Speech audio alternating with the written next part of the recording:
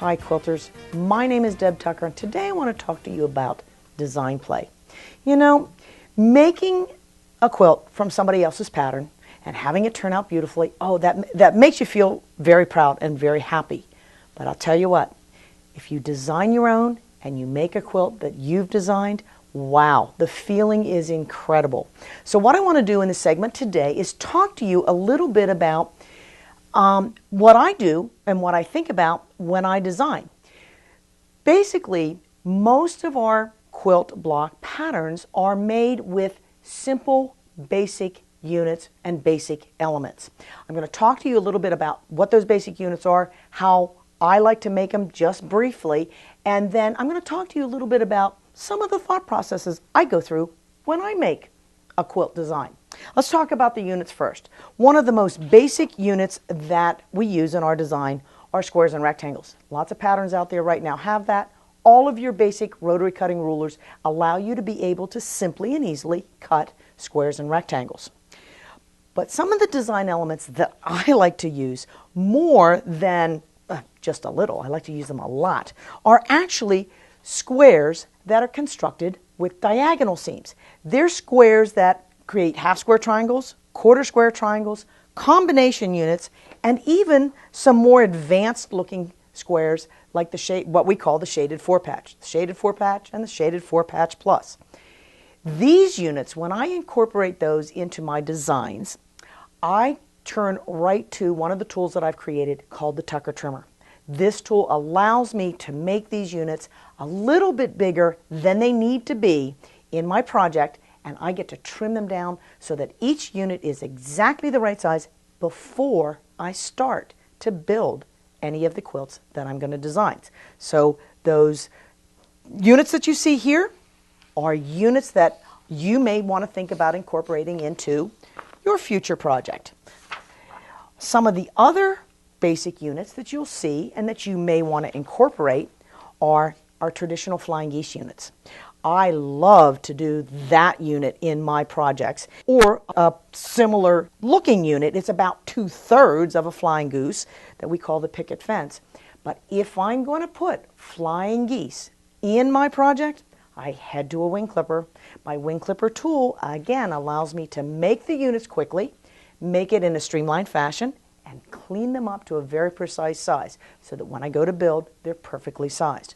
So flying geese is another one of our basic units. This is a unit you'll see in patterns and books and designs.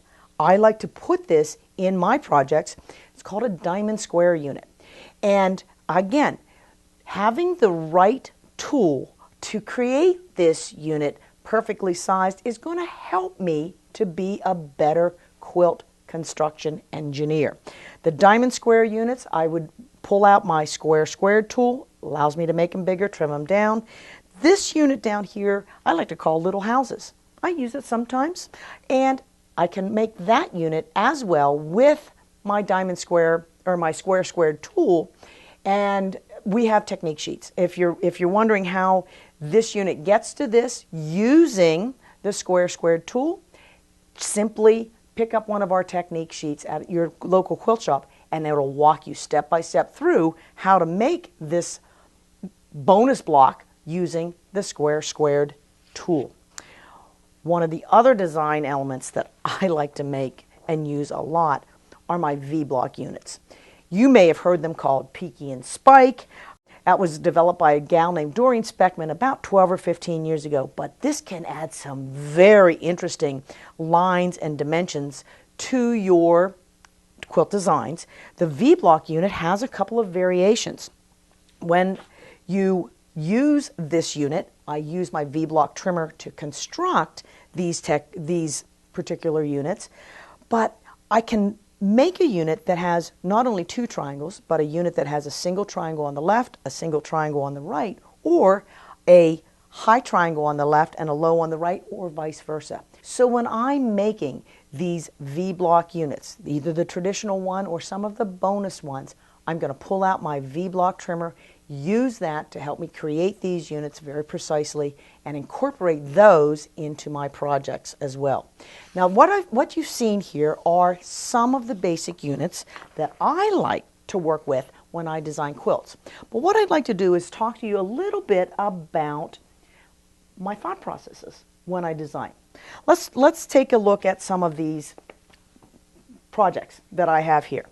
Let's say I've decided I want to use pretty much a traditional Ohio Star block. I'm going to use it in 2 different colorways, and I'm going to simply change it a little bit and put a diamond square unit in the middle. Again, these are basic units that we talked about. What can I do with those blocks? Well, these are some of the things I think about. Sometimes I might think about staggering blocks in a design. Sometimes I actually think about overlaying corners and blocks in a design and would have to fill in a space here. Sometimes I think about taking the blocks and actually putting them one to the next. If I do that, what that's going to do is going to cause me to be very precise when I go to put the blocks together so all the points match. If I don't want to do that in one of my projects, I will take and maybe put some sashing strips in between. It's pretty predictable, the ones you see here, they're just simple sashing strips, but what if I take those sashing strips and do something fun to those that are in between? I've widened them up, I've added that, I've repeated the diamond square unit, put it in as the cornerstone. Wow, that's got a little bit more interest going on. Now what if I decide to break up the sashing strip from a solid piece of fabric there to something that is constructed with flying geese? Oh, that's right, flying geese. I'm going to be using my wing clipper tool to create those different units. Let's take another path. Let's go back to that first kind of look that I had where I used 5 little stars, built a center. What happens if I start to add an interesting border around the outside? Taking those same hourglass units that are in here and repeated them, repeated the unit out in the corner. Wow, there's something, start of another project. This is an idea, a sketch from taking the staggered blocks, again, adding some hourglass units in between, putting some cornerstones here. These are all the same elements that are in the blocks. Look what I can do. And you know, with the Studio 180 tools, I can make those hourglasses and make those blocks be any size, from little tiny 1-inch ones all the way up to quite large pieces, up to 12 or 13 inches, with the tools that are available. Now again, we're still talking about design. This is another thing that I sometimes think about. If I've got one block that I like, why not team it up with another block? It's got some of the same design elements. It's made using flying geese units. And this again is block to block, pretty tame, not too exciting. But what happens if I add some lines, eliminate some lines, and wow, put on a big corner on the edge? I've got something that looks really interesting. It's very similar to what was just on the paper before you. And this is what it would kind of look like without all the lines that I used on the program. Again, I'm just giving you some ideas. None of these have ever been made, but they're just things that I think about when I do design. This is, again, the same blocks that I started talking about. And what I've done here is I've increased the hourglasses to make them bigger. I've taken this and put in rectangles and hourglasses and squares along with the blocks that I've had at the beginning. And I've done 2 different variations of these. If you look at this one, it really has a strong cross feeling to it. That's these 4 rectangles here that are causing me to get that feeling of a cross. If I take those rectangles and change them to white, it lightens up the center and it makes it look more like a medallion, where you've got a center design and a piece border around the outside.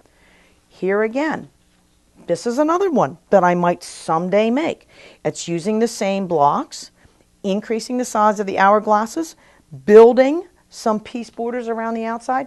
Oh wow, this was really fun. Maybe I'll have to go do some sewing here. One of the things that happened when I was playing with some of these design elements, I came up with a block that looked like this. And it happened quite by accident, happened on my design wall. And you can see it still has the same hourglass units and diamond square units, but they're not arranged in a traditional configuration. It would take a little bit of playing to put this together and basically put it in a top half and a bottom half, but I'm thinking this is going to be my next project. I probably won't do this. This is something that I sketched using that block and again, simple sashing in between. What I think I'm going to do is take that simple block, I'm going to darken the areas in the corner and use that as the center for a medallion. I'm not sure yet whether I'm going to put on a border that looks like this or whether I'm going to put on a border that looks like this. I haven't yet decided which one I'm going to put on my quilt. And it might not even be one of these. I might decide to make something else yet again. Now, most of the design things that you've seen here have been monochromatic. Just think about how interesting many of these designs could be when you start to add some bright rainbow colors to the projects you're making. So if you want to be a designer, some things to think about. Processes that you can do. You can go to your computers and use design programs to create sketches like I did there. You can simply pull up your graph paper and some colored pencils and begin to sketch those basic units. You can head to your sewing room, pull out some fabric, and begin to make some of those basic elements. Cut up your fabric and make some squares and rectangles. Use your Tucker trimmer to create some hourglass units, some combination units. Use your wing clipper to create a bunch of different flying geese, because who knows where they're going to go. Use your square squared ruler to create diamond square units. Use your V-block trimmer to create these and some of the other elements. Then head to your design wall. Take those units that you've made, that you've cut up, put them up there, start to play with different arrangements, but don't forget to bring your camera along as well. Take some photos as you play so that you can remember and then possibly recreate some of those elements and some of those designs that you're creating on your wall. Check for these tools at your local quilt shop or at our website. Then head to your sewing room and have some fun with your design play.